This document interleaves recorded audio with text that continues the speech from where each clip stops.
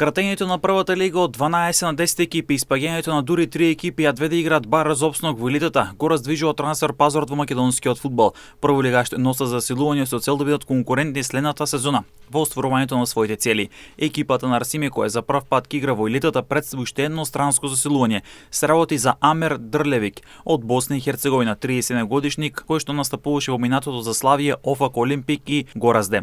Прволигашот Пелистер ја продолжи соработката со Христијан Гроздановски, кој останува уште една година во дресот на битолскиот прволигаш. Гроздановски минатата сезона одигра 27 надпревари, а се работи за централен дефанзивец. Шкупи го представи младиот играч од среден ред, 20 годишниот Адонис Милај. Станува збор за фудбалер од Косово, а кој досега настапуваше во германскиот фудбал за молдинските тимови на Борусија Менхенгладбах, а претходно беше и во пониските лиги. Новото засилување на Шкупи е поранешен репрезентативец на Косово до 19 години. Претходно прволигашот Чер го представи 20 годишниот дефанзивец Емре Кадри.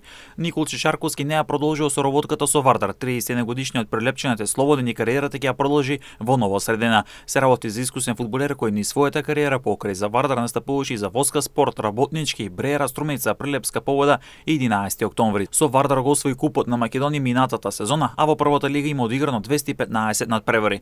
Прволигашот Силекс втората фаза од подготовките ќе ја реализира во Банско, Бугарија, а денес играше пријателски надпревар со Дрите од Косово. Прволигашот Кратово се подготвува за првото квалификацијско коло во конференцијската лига на УЕФА, а за противник го има Дечик од Црнагора. Како што информираат од клубот, на 10 јули на платото пред Домот на култура Лазар Софијанов во Кратово ќе се организира заедничко гледање на првиот надпар од квалификациите на конференцијската лига на Силекс од Дечик кој се игра во Тузи, Црнагора.